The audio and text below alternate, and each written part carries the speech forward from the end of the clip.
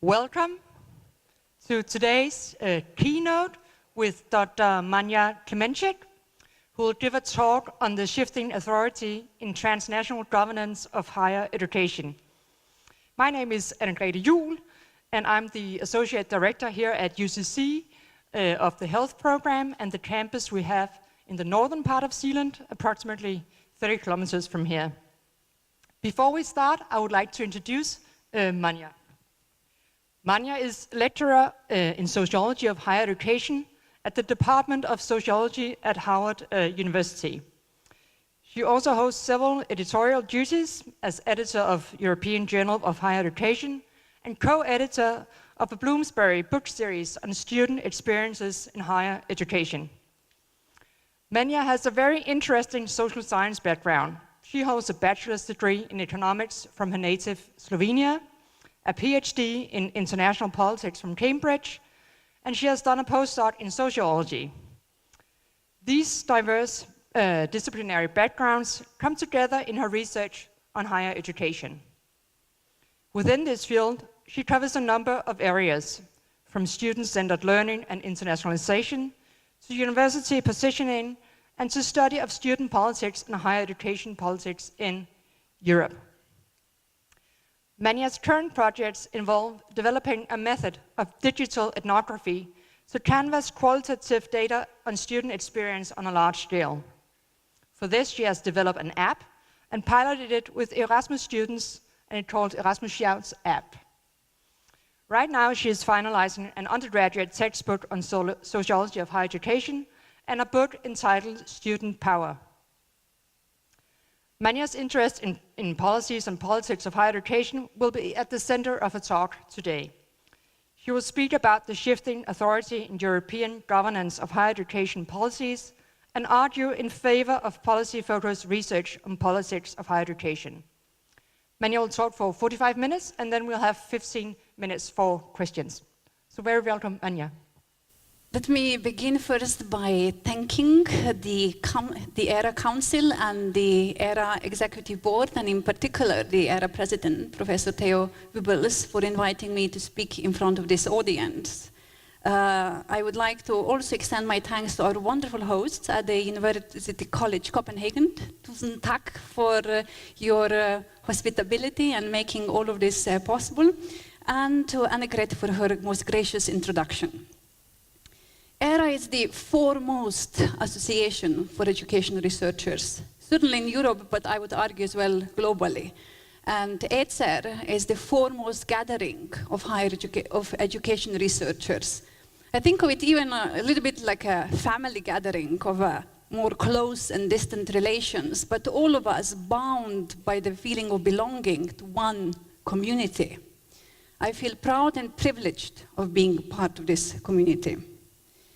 The theme of this year's EECER conference brings forward a timely debate in our field about the importance of constant change in educational policies.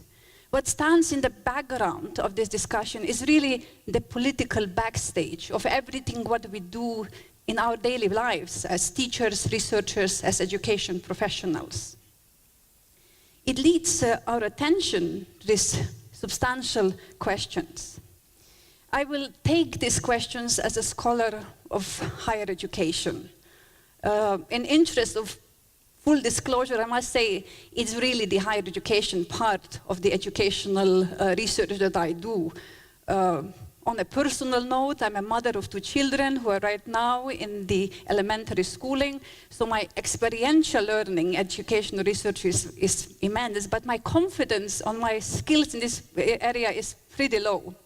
I think that the teachers of my children probably would disagree, because I tend to be extremely interventionist in terms of wondering about their curriculum, and even to the point that I grill them on the questions of how do they teach long division and what method they used for learning about spelling. And when algebra comes into the equation. But that probably does not make me a specialist in education research. It only makes me a helicopter mother. My husband only says, let's brace ourselves for 10 years down the line when our children will be entering higher education, which is the area I know something about, and how interventionist or not, I will try to be.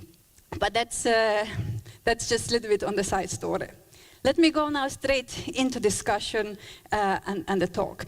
In my talk today, I'm trying to tackle one of the central themes in the question of politics of higher education, the question of authority. And I will tackle this question in a very particular space, political space, that of the transnational European policy arena. While education policy has been for long an established field of research, this is not the case for the higher education policy and politics. These two areas are only still emerging fields of independent fields of research. However, in the last decade, we have witnessed a massive growth of scholarly interest in these particular areas. This should probably not come as a surprise. Higher education sectors has grown exponentially, and the growth, the massification, brings with itself significant consequences when it comes to labor markets, public funding or public spending on higher education, private investment in higher education. Higher education, as well as education broadly, has been explicitly defined as foundation of knowledge societies in Europe, both in terms of citizenship in democratic society, as well as in terms of spurring the economic growth and employability. Education sectors are considered pillars of successful societies, which two of my colleagues at Harvard, Michel Lamont and Peter Hall, defined as those that enhance the capabilities of people to pursue goals important to their own lives, individually or collectively.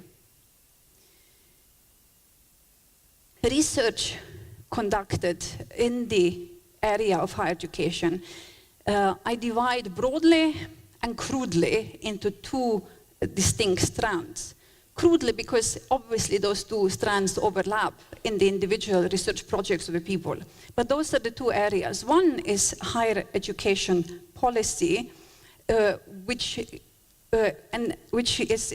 can take place both on the national and as well as on the transnational level.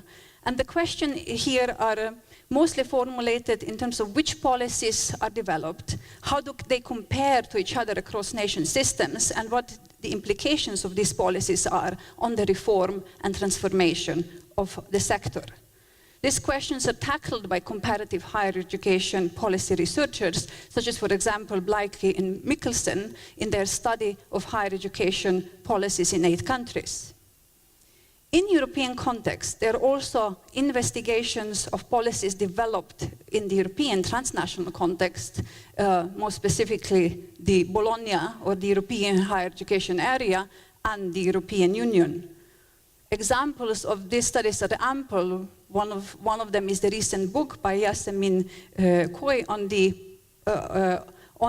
European higher education area policies and social dimension.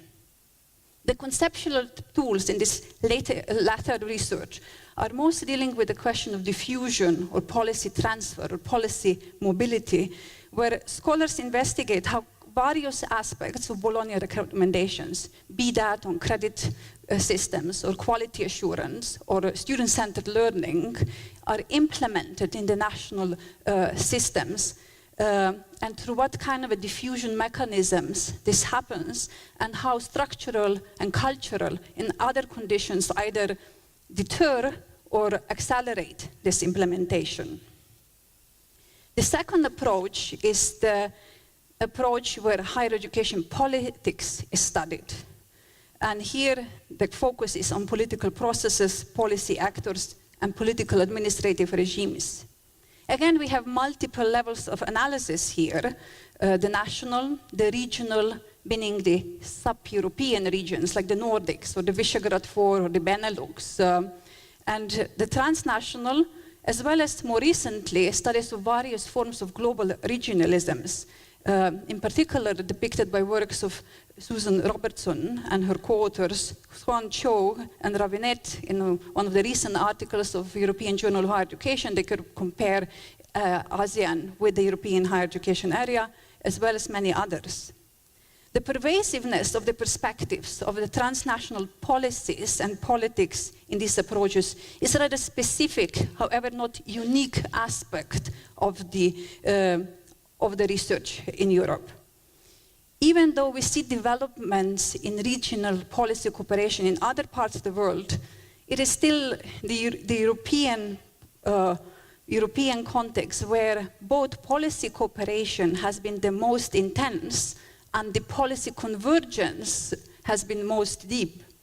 In many ways, other regions are trying to emulate the model of the cooperation, or they're coming up with their own wheel of creating regimes of a policy cooperation. For those interested in the question of global regionalism, I have a little footnote.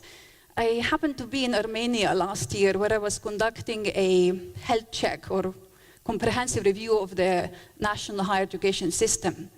And I became there aware of the importance that the Armenian government and the practitioners give to the newly established Euro-Asian Economic Union. I was not so aware of it before, but the Euro-Asian Economic Union is a recent development in terms of a regional cooperation. It only has been established in 2014 and is developing in 2015. I find it an interesting case for those that are inclined to this sort of research to inquire, because it's really a laboratory of seeing how economic union gets established, and within that context, trying to understand how the education policies will be unfolding with the development of that union. Obviously, in that particular context, we have legacies from the past, because the Eurasian Economic Union consists of Russia, Armenia, Belarus, Kyrgyzstan, Kazakhstan, all of them who share a certain past with, and certain legacies. But part of that legacy is intense educational cooperation and intense scientific cooperation. So just a little note for those that might be taking the research in this particular field. I will now continue with the side topic in this talk. I want to focus on the authority in the transnational politics of higher education, but I want to take this analysis with a very particular point of view. I will be arguing in favor of policy-focused analysis of higher education politics. And that is the approach which places policy. So I will try to be contradicting or opposing, or let's say, offering a corrective view to the traditional research on politics of higher education, which puts policy actors and their preferences and their behavior with a particular political and administrative space as a starting point of inquiry. I will try to offer a corrective proposition which rests on the notion, which was first introduced many years ago in the 30s by the American political scientist Schneider, that new policies create a new politics. This approach has been, in the meantime, advocated by several other scholars, among them another colleague, Dedas Kotzbol, who posits that the character of public policies shapes a wide range of political forces, from the organization and mobilization of interest groups to the formation of political identities and political strategies. More recently, Hacker and Pearson, another set of prominent American political scientists, wrote about what they call a rebirth of a policy-focused political research, arguing that policy choices are highly consequential for political life. In higher education literature, we have found pieces of this advocacy for this same approach in the works of Susan Robertson, Susan Wright, and their colleagues in the working papers on university reform, where they introduced the concept of studying through, which is also drawing on earlier work by Shore and Wright, and argues along the same lines. I will apply the policy-focused approach to study authority in the transnational context of European higher education policies. And I will be focusing on one specific policy arena, which is quality assurance.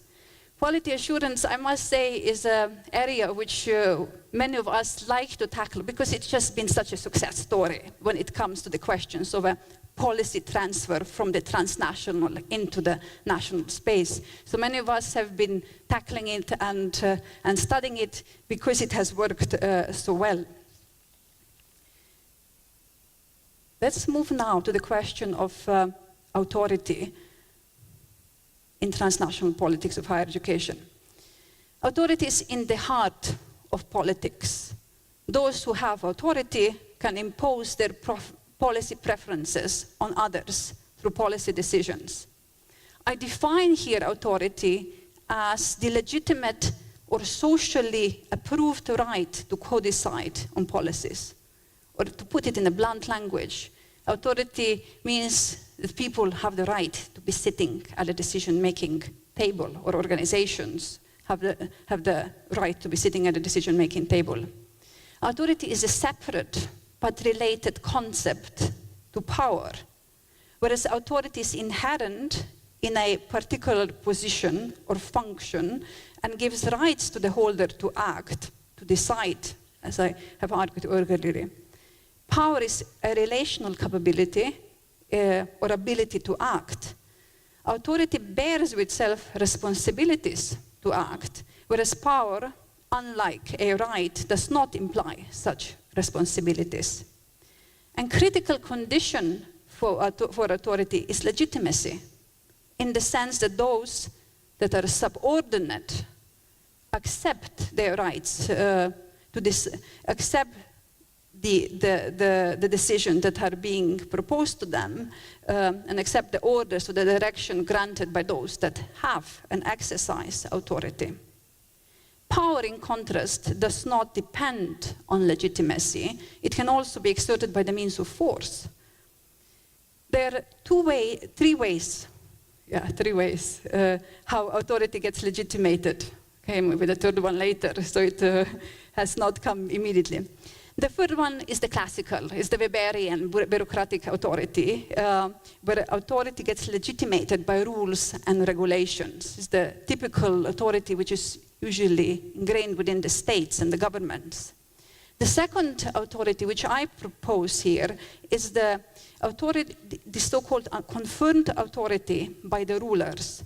This is when those that have the authority decide to share the authority or confer rights on the others, meaning bringing others to the decision-making table to co-decide together. And the third type of authority, I call it here a symbolic authority, is the one by invoking certain social norms and values common to the particular system or organization. Maybe one quick example, in the Bologna process, student unions, European university, stakeholder associations such as European Students' Union, European University Associations were appealing to the social norms of participation or the participatory democracy and the efficiency of decision making when they have tried to negotiate for their seat at the decision making table.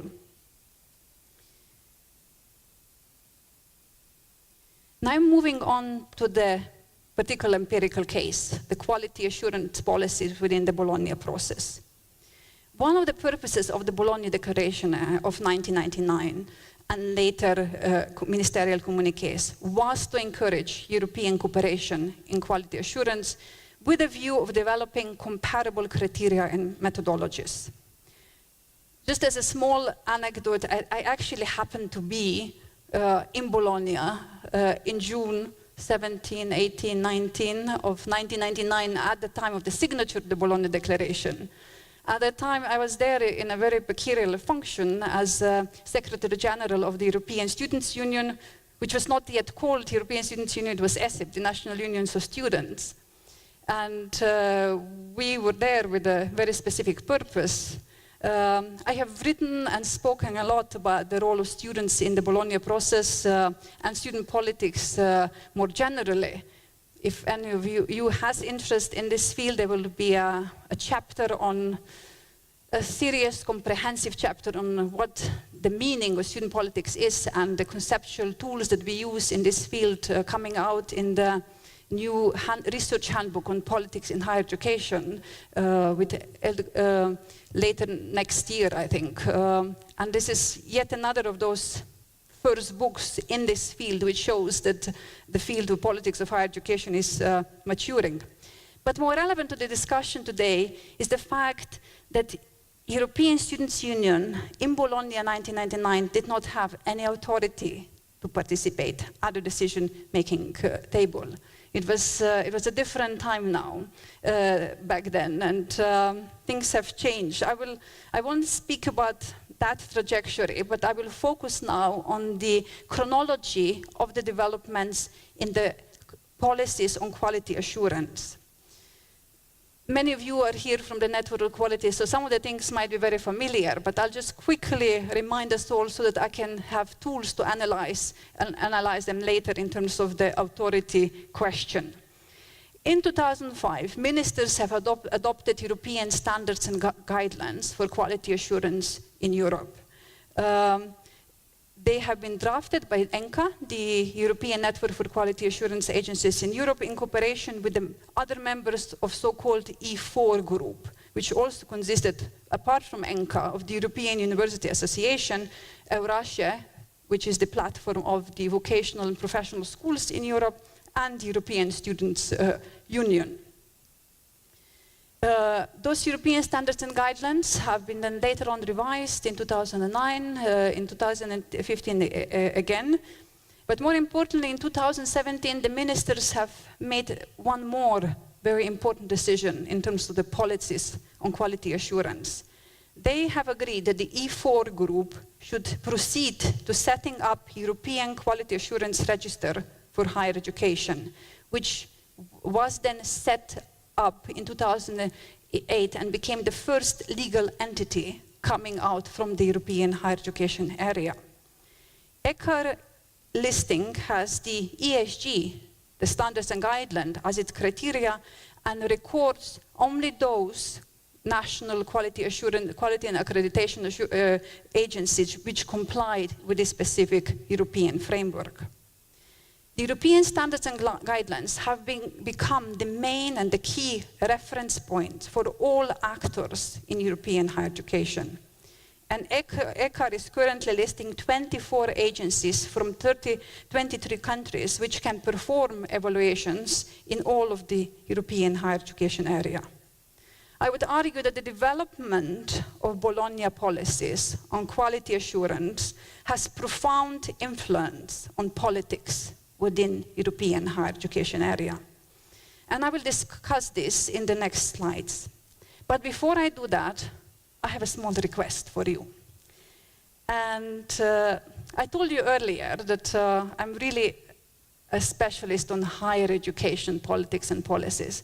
But I'm absolutely confident that in this distinguished audience, we have a lot of specialists coming from the education sector. So I have two questions for you to think about while I'm speaking, and then hopefully we can have a discussion for which I will allow the time at the end of my talk. And I'm saying this because when I accepted to come here from Boston with a ghastly jet lag, a week before teaching starts and all, I did not come to deliver a keynote, but I came in hope to have a conversation with you.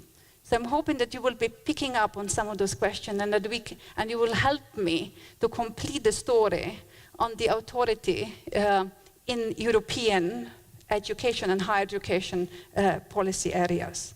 So two questions that I have here.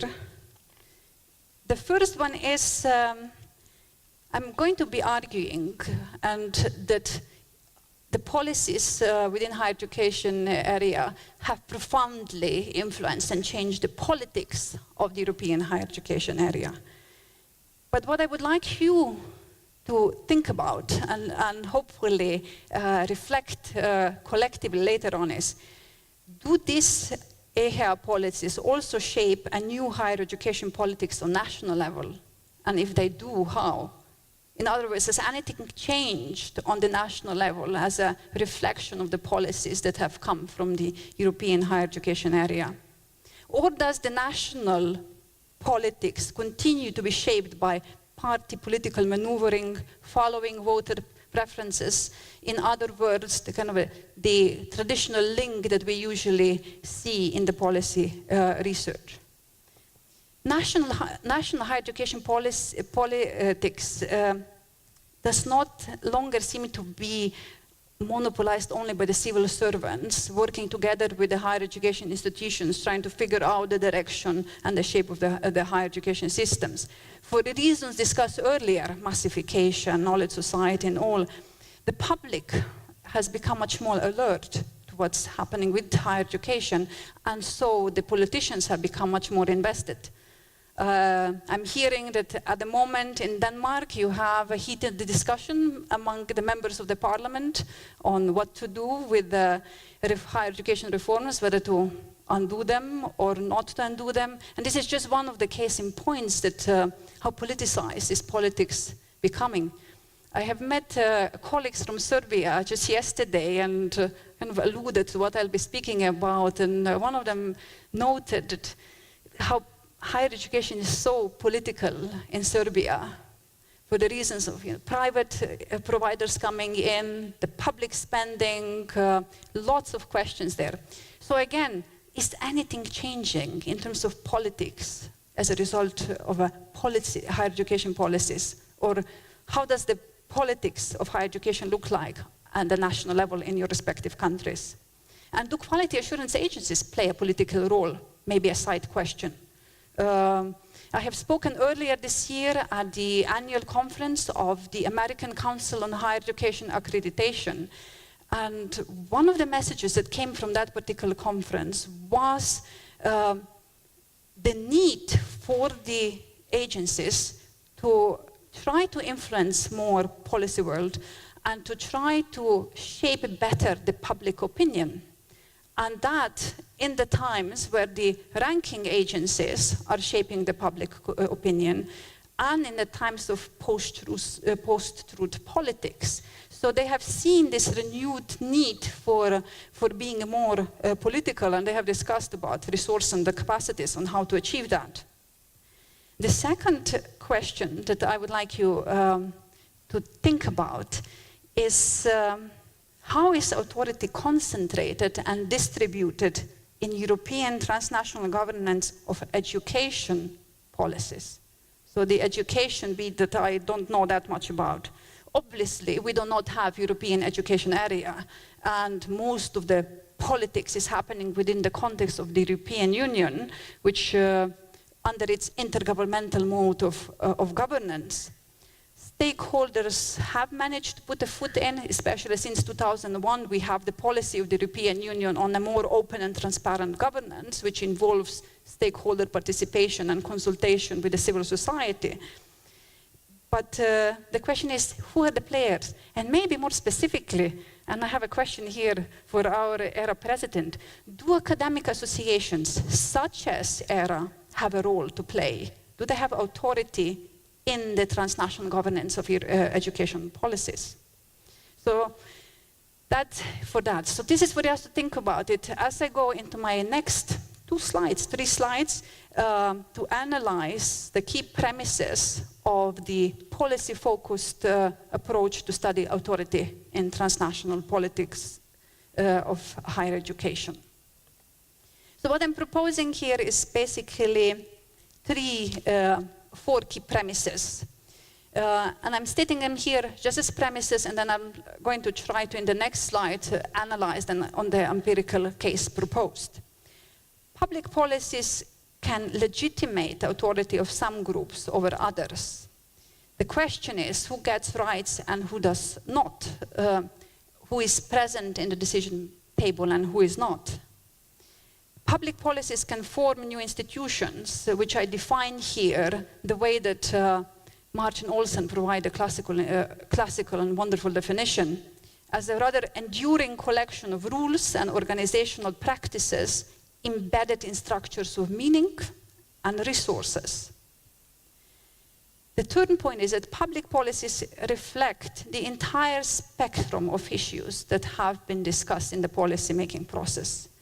All too often have researchers, myself included, been preoccupied only with the most contentious policy issues which has emerged in the end game of the negotiations at the ministerial summit. Those are not the reflection of the policy process. The bulk of negotiations, the majority of issues which will eventually shape our higher education sectors have been ironed out by the officials and the representatives much earlier in the process, yet we focus on that end game which receives much the political limelight. Similarly, we focus on the end games where actors that are involved are not usually the actors that have been running most of the politics of the process earlier. The ministers are then negotiating the final points in the communiqué, whereas most of the earlier work and critical work has been done by the lower level officials and the stakeholder representatives. In the case of the European higher education area, this is the BFUG, the Bologna follow-up group. And within the BFUG, all of those intricacies of the political process come out. The regional coalitions between the Nordics and the Visegrad countries and the Western Balkan mafia and this is also the place where the community interest probably is more dominated than the national interest, which come out more prominently in the more bargaining style of negotiations in the end game ministerial summits. So this is one of the reasons, again, why I'm arguing in favor of the policy-focused approach. Public policies also reflect issues that are not on the policy agenda. EHEA policymaking has over the years turned conspicuously non-contentious. I was at the BFUG, Bologna Follow-Up Group event last year on the student-centered learning in Madrid. And there was one statement that really caught my attention. Maria Kello from the ENCA, European Network of Quality Assurance Agency, was reflecting on the work within the E4 group and the BFUG in general. And what she said really struck me. She said, we all seem to agree on everything. I'm not sure if this is bad or good, but this is how the things are. So she was pointing to this, and similar statements were given to me by the students and EUA. There is no more real infighting and contentious issues. And I was wondering how that come to be. Somebody within the Bologna process is exercising authority to keep the contentious issues off the table. And we know what the contentious issues are, right? Funding of higher education policies. From my, and this is not something that I have research perspective, it was usually the European Commission that said, let's not deal with that. We cannot deal with the funding because in the spirit of keeping the community and the area going. But this is also an exercise of power in terms of deciding what issues are put on the table and what are not. Or as Professor Schattenschneider put it, some issues are organized into politics, while others are organized out of it.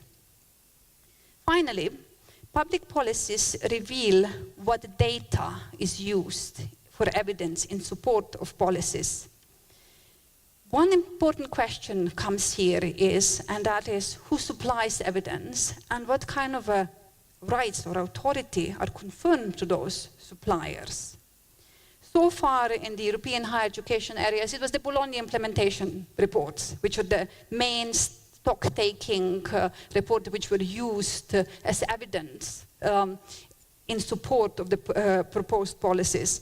And the Bologna staking reports contain data collected by 4 main players. One is the European Commission's Eurydice unit, Eurostat, the statistical agency of the European Union, Eurostudent, the EU-funded initiative that deals with the socioeconomic, collects data on the socioeconomic status of students, and newly, and probably, I don't know if surprisingly, European students, Bologna with student eyes has been added, no longer as a separate publication, but newly in the next ministerial summit, it will be included in the implementation report.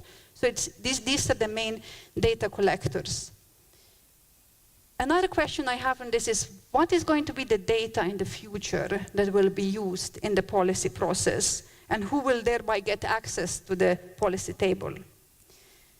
We are moving more in the direction of non-traditional behavior economics type of data being considered in the policies, at least in the institutional level, and I would argue soon to be also in the levels of national governments and supranational institutions. This is the data that tracks expectations, experiences, emotions, outcomes of students, faculty, alumni, staff, and others.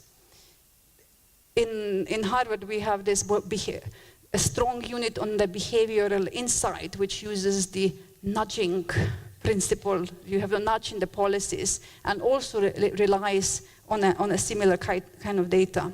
I don't think that the data that will be considered will be the data by the ranking agencies. Perhaps I'm naive, but I think it's more likely that the data that will be captured will be the data that quality assurance agencies and institutions themselves will be collecting, but it will be much more individualized. It will be much more individual metrics for each individual, or for each institution, which will be monitoring the quality on this organization's unique metrics, reflecting the indicators that are relevant for that institution in terms of its specific organizational characteristics, need of its constituencies, and the expectations of the community and the society which gave its institution life and purpose. Again, this is something to discuss. It's a little bit of a side note to think about, but that is what I'm thinking about. Finally, very quickly bringing these 2 aspects together, the policy-focused analysis of authority within quality assurance regime in higher education, or what it is that has changed in the politics of EHEA and in which ways. Authority is now shared between the governments, the European Commission, and several non-state actors, which were conferred to the authority by the governments. In a way, they were legitimated to be part of the decision-making process. E4 group members derive authority as standard setters, no longer only the symbolic authority invoking the values of democratic participation and contributing to the efficiency of decision-making process, but truly as standard setters, those that have been part of the setting the standards that now define the quality within the entire higher education area. Policies have also led to the establishment of a new quality assurance regime, which is constituted from European standards and guidelines and the ECAR, the register, as well as the national quality assurance agencies and the quality units on the institutional level. ECAR has its own bureaucratic ideal of authority, with rules and sanctions for non-compliance and specialized role. It requires from members to comply with the standards and guidelines. The standards and guidelines are the enduring collection of rules, as Martin Olsson would have it. They are embedded in structures of meaning. Quality assurance is an undisputable goal within the higher education area and generally accepted. And resources. European Union, has been granting ample financial support for the implementation and modernization of quality assurance. It has funded ECHEA, it has funded the European Quality Assurance, the ENCA, the Network of Quality Assurance Agencies. It is providing funding for the stakeholder associations, such as the SO and EUA and the others. Thirdly, contentious issues are kept off the table, and I'm wondering how long that will be the case. At the moment, the EHEA is in the phase of the thinking about what's next before the Paris Ministerial Summit in 2018. What's the future of the policy cooperation among the states? And I wonder if we will come to the time that those issues might come to the table. I doubt it. I strongly doubt that that will be the case. And finally, the Polonia implementation reports remain the main evidence in this network and continue to give access to a particular group of stakeholders, students among them. Let me finish by summarizing the benefits of the policy-focused approach in politics research. Policy-focused approach offers a more accurate portrayal of the institutional environment of modern politics. It offers an appreciation of the fundamental importance of the organized groups which constitute the politics of the EHEA that I have discussed about, but are also active on the national levels. It offers a better understanding of the dynamics of the policy change and a more accurate mapping of interest, strategies, and influence. I'll stop here, thanking you for your attention, and seeing that we still have enough time for the conversation on the questions that I have indicated earlier, and I'm open for further questions from you as well. Thank you.